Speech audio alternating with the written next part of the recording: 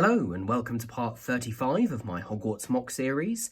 Today we're going to be adding a new part to the castle, although it's actually not going to be part of the main castle building. It is in fact going to be the greenhouses.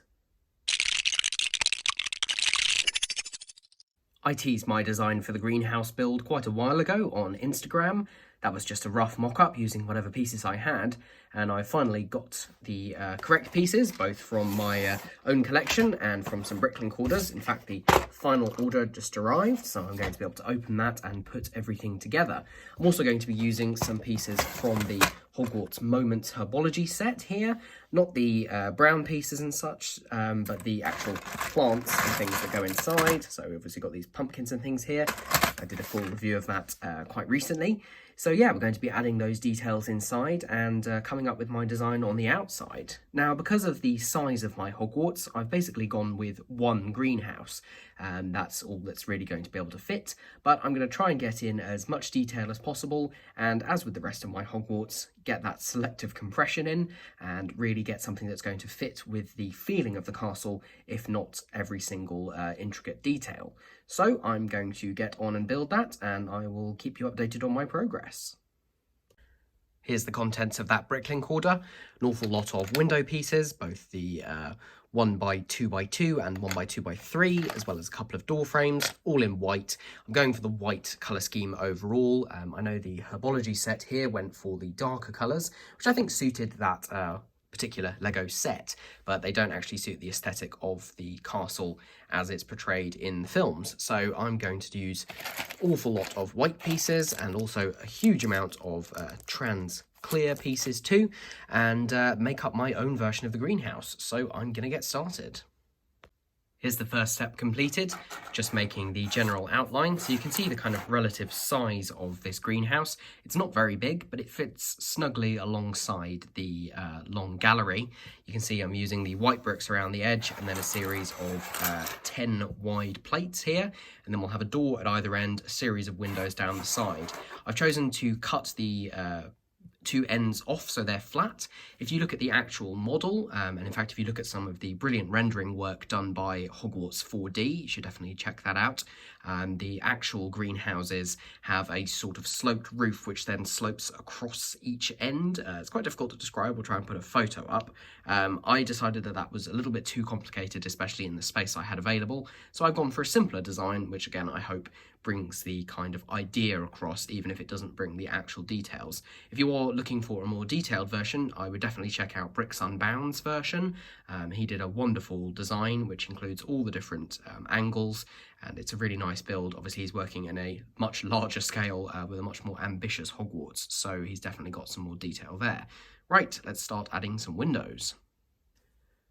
Making some real progress now. You can see I've got the majority of the windows along the sides and the ends in, as well as the doors. Here are those stickers that were from the Herbology Hogwarts Moments set. Got one on that end and then one on the other end. As with the rest of my Hogwarts, what I've done is I've made this open-backed. So this will be the side that you view it from the outside, and then you just simply turn it around and you've got lots of space on the inside. Okay, you can see I've got a lot more windows just here and a lot more other pieces as well. So let me get the roof on and then the structure will be pretty much complete. And here we have it, the finished build of the actual greenhouse. I'm really pleased with this actually. It's been in the design for quite a while. It's gone through a couple of iterations, one where I made it shorter and then did two of them, and one where I made the entire thing longer, but I think I'm pretty happy that I came back to this original design. You can see here the difference between the side that faces away from the viewer, which is going to be where the interior is seen from, and then the side with the roof.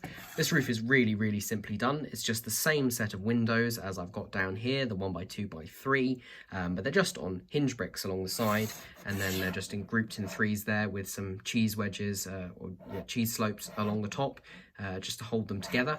It's not strictly necessary. I think the interior actually has quite a nice design, even though the arches do come more than halfway across the actual build. I'm not too bothered about that because they support the top very nicely. The one thing that was a bit tricky was getting a lot of translucent pieces here, or trans clear. So there's a lot of 1x2 translucent plates and then 1x1 translucent cheese slopes. I went for the 1x2 plates just because they're a lot more common than the 2x2s, which do exist. They're just quite rare. And then, yeah, that creates the whole appearance. Door either end that opens. I've actually used some small windows with stickers on them, which are from the Wrecked Shrimp Boat Hidden Side set. They've just got stickers with some cracks on them, so I only had two, so one there and then one down there as well. Just a little bit of extra detail. I've actually realised, as I was building, that I am one window pane short, but I thought, why not leave it down there at the bottom, and then actually, when I put some interior in, I can have a little plant in the corner with a tendril sneaking out there. So yeah, that's the actual build. It's now time to go through this box of bits I've got here, plus a few other things, and create an interior. And here it is, a little bit later than planned. It took me a little while to get the details right and then to actually get around to filming it. But here it is with the interior, which I'm really, really happy with. So as you can see, I've completely filled it up as best as I can using pieces from the Hogwarts Moment set, along with some spare plant and plate pieces, and I've tried to include as many details as possible, so I'll just quickly take you through them. I think I'm just really happy with the overall look.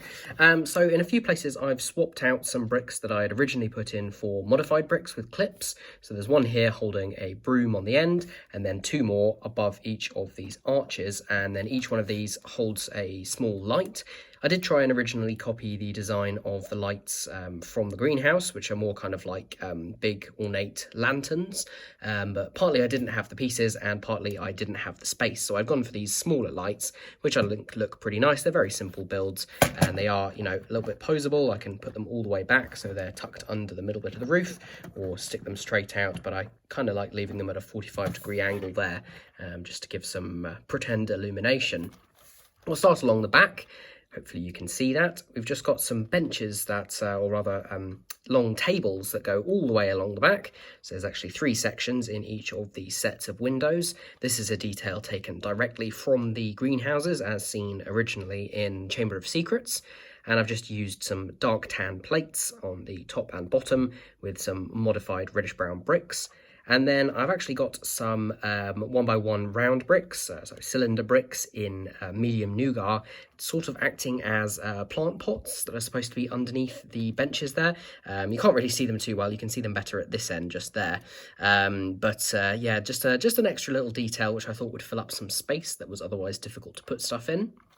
As I mentioned, I've got that missing window pane, which I've put a plant creeping its way through there. I know in the greenhouses there's that shot which we follow through the roof into the greenhouse. I haven't actually done that here, but I thought this was a cool substitute. So you've got that plant growing out. It's just held in place with a clip there. And then next to it I found a place to store what I'm thinking of as a spare pair of earmuffs, just on a modified 1x2 round plate with a modified 1x1 round tile with the bar on the top. That was actually part of the assembly that's supposed to connect the Hogwarts Moment books together. And you know, you get an awful lot of those when you've got all 4, so I thought why not use it with another bit of plant growing through it. I've reused the pumpkins just there, just the 2 of them with that small sort of baby Groot plant. I'm pretty sure there was a poly bag which had baby Groot made in a very similar way. There's just an extra plant tendril there, kind of ornate one, which I think actually came from a Star Wars set from quite a long time ago. More tendrils along the back with a few flowers and extra plant pieces, as well as a silver shovel just clipped in there. And then coming round to the front, we've got the main table in the middle there. I could have made this a little bit longer, but I wanted some variety. So this is just using some of the plates from the original set. I've got 5 mandrakes sitting in pots there. So these are the ones from the Astronomy Tower set, as well as the Professor Sprout collectible minifigure, so not this one, the other version, and the one that came in the Herbology Classroom Hogwarts Moment set. There is one more that I have, which is the one that came with the Series 1 collectible minifigures Neville, which is the different shape. I haven't used that here yet, because I couldn't find a good place to put it, but I may do in future if I actually set up that specific scene where they're repotting the mandrakes, and then someone can be holding it. There's also a 6th mandrake on the floor just there, just because I ran out of room. There's also a few details just at the back. I've actually used the 2x4 jumper plates in regular tan, basically to hold the plates that make up the floor together, because obviously it's lots of different plates. Just use those because I had them going spare, and I've added a couple of details. There's a lantern there, and then a few bits of plants. And yeah, on the surface of the table, I've also put that really great 2x3 sticker with presumably instructions on how to repot mandrakes, as well as a pair of scissors which are pretending to be shears, and a small 2x2 box container.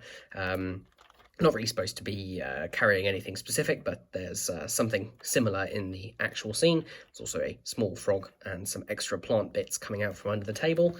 And then finally, at this end, we've got a spigot, or just a tap, which again I repurposed from the Hogwarts Moment set with some grill pieces around it. And that, you know, finishes off the build. Obviously room for Professor Sprout and Neville just there. Obviously about to reach for a mandrake and cause all sorts of problems. Just spin this around so you can see what it looks like from the outside. I actually really like that look, especially with the pumpkins in the window. They're nice and obvious, as well as the other little plants and bits. And looking down through the roof, you also get a really nice view. So overall, I am really happy with this. It now just remains to see it in situ. Here we are up at the main Hogwarts display, just giving you a little sneak peek preview of the bell towers that I'm currently in the process of making. I'm only halfway done there, so I'm going to save a video until I've completed them all the way to the top.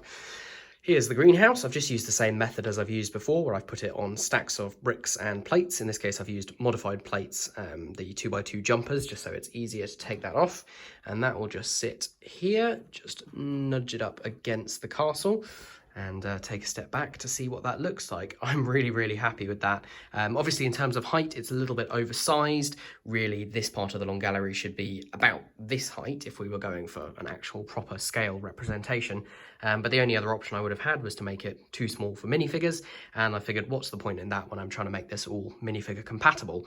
So there we go, that is the greenhouse alongside the castle.